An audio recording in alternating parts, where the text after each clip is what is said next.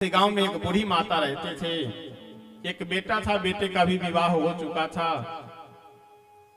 संजोग की बात है, बुढ़ापे के कारण आंख से भी कम दिखाई देता था। बेटे को भी कोई बेटा नहीं यानी पोता नहीं था, और घर में गरीबी भी बहुत थी, तंगी बहुत रहती थी।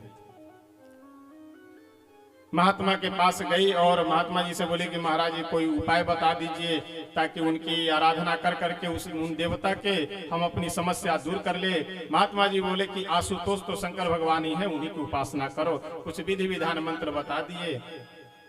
उसके भाव श्रद्धा पे रीझ करके शंकर भगवान आ गए वर देने के लिए। वर मांगो मैया, लेकिन ध्यान रखना एक ही वर दूंगा, दूसरा नहीं, एक वर मांगना। अब बूढ़ी माता परेशान कि अगर घर में गरीबी है, धन मांग लेती हूं तो बेटे को बेटा नहीं मिलेगा, पोता नहीं मिलेगा।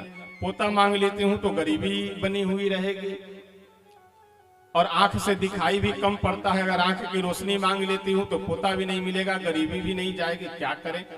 बहुत सोचने विचारने के बाद बोली कि ठीक है प्रभु, कोई बात नहीं, अगर आप एक ही वर देना चाहते हैं तो एक ही वर दीजिए, दूसरा वर हमें चाहिए ही नहीं। और बूढ़ी माता वर मांग रही है, ध्यान दीजिएगा।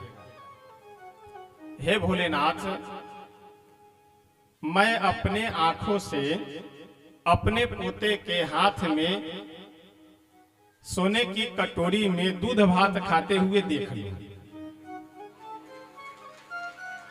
अपने आंखों से, तो जब तक आंख से दिखाई नहीं देगा तब तक अपनी आंख से कैसे देखेगी। अपने पोते के, अच्छा पोता गांव घर में कोई भी हो, रिश्ते में जो पोता लगेगा वो हो सकता है, लेकिन अपना पोता यानी जब तक अपने बेटे को बेटा नहीं होगा तब तक पोता कहां से होगा, अपना पोता। तो अपने पोते के पोता भी मिल गए। और सोने की कटोरी में, अब आप विचार करिए कि कोई ऐरा गहरा नथु खैरा सोने की कटोरी में अपने बच्चों को खिला सकता है क्या। जब घर में अथाह अपार धन संपत्ति हो तभी तो सोने की कटोरी में दूध भात खिलाएगा।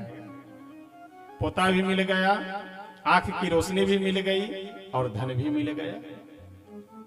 एक वर मांगी, सब कुछ मिल गया।